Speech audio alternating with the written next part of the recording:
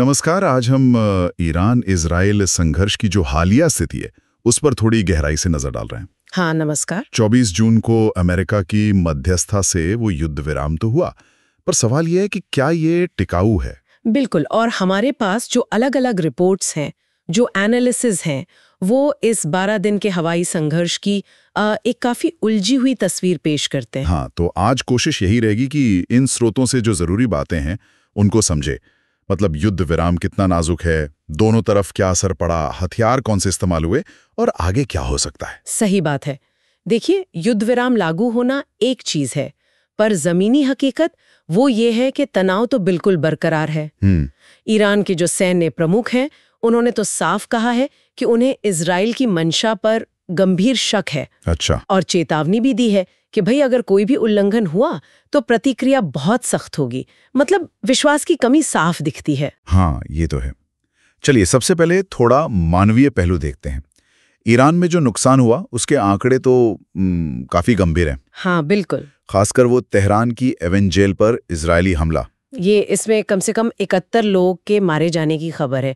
कैदी, स्टाफ, यहाँ तक के आसपास के लोग भी। हाँ, ये घटना दिखाती है कि हमले सिर्फ मिलिट्री ठिकानों तक ही सीमित नहीं थे। मतलब दायरा बहुत फैल गया था। तो ये सिर्फ एक घटना है। कुल नुकसान कितना बताया जा रहा है?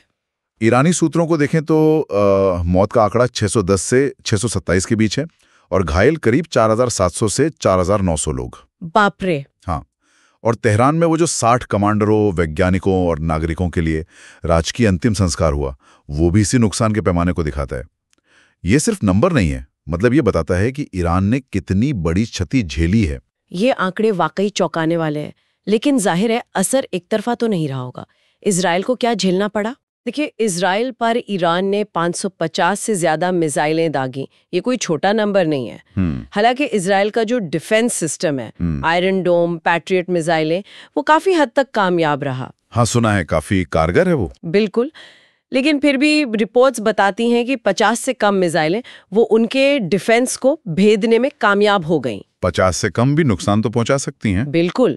इन हमलों में इजराइल में 28 लोगों की मौत हुई और घायल हुए 3200 से ज्यादा लोग। अच्छा। खास तौर पर बातयाम शहर है, वहाँ 9 मौतें हुई। वो एक रिहायशी इलाका है।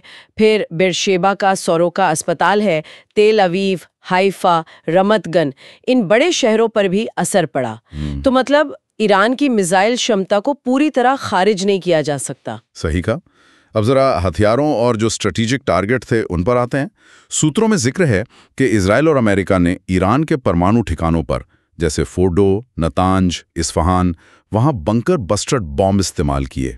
ये क्या होते हैं? हाँ, बंकर बस्टर बॉम्ब, ये बेसिकली जमीन के नीचे जो बहुत मजबूत ठिकाने होते हैं ना, मोटी चट्टानों या कंक्रीट से ढके हुए, उनको तबाह करने के लिए डिजाइन किए जाते हैं। ओके।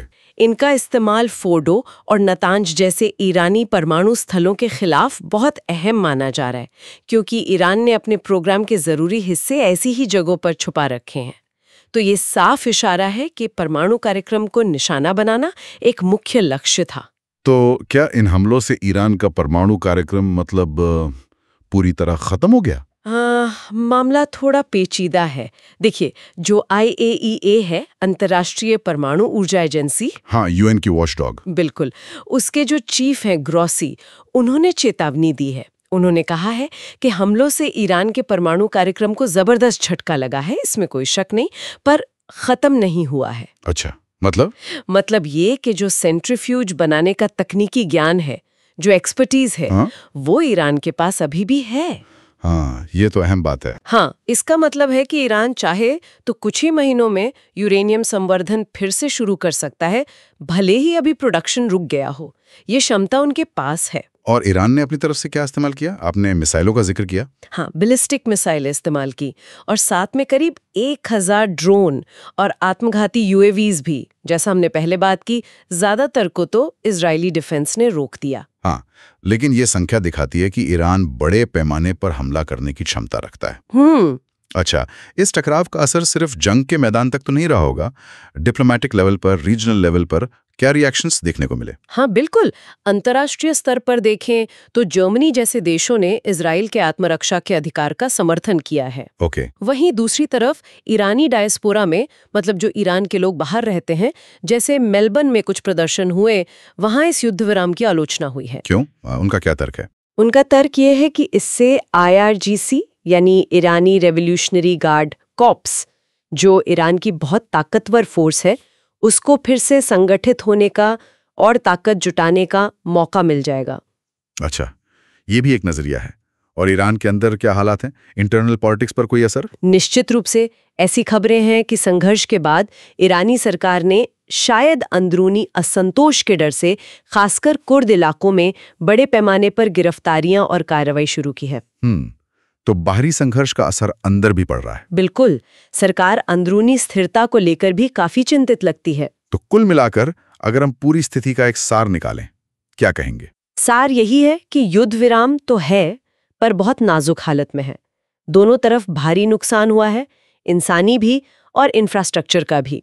इजराइल ने ईरान के परमाणु कार्यक्रम को निशाना जरूर बनाया, उसे झटका भी दिया, लेकिन IAEA के मुताबिक वो खत्म नहीं हुआ है और भविष्य में फिर से एक्टिव हो सकता है। हाँ। क्षेत्रीय तनाव कम होने के बजाय शायद और बढ़ गया है। ये सब सुनकर एक सवाल जहन में आता है कि क्या एवन जेल जैसे नागरिक ठिकानों को निशाना बनाने का कोई लंबे समय का स्ट्रेटेजिक फायदा होता है, या ये सिर्फ मामले को और उलझा देता है? और सबसे बड़ा सवाल, क्या ये युद्ध विराम वाकई स्थायी शांति की तरफ कोई कदम है, या फिर बस एक ठहराव है जिसके बाद शायद संघर्ष का एक और दौर शुरू हो जाए? ये वो सवाल हैं जिन पर आगे भी नजर रखनी होगी।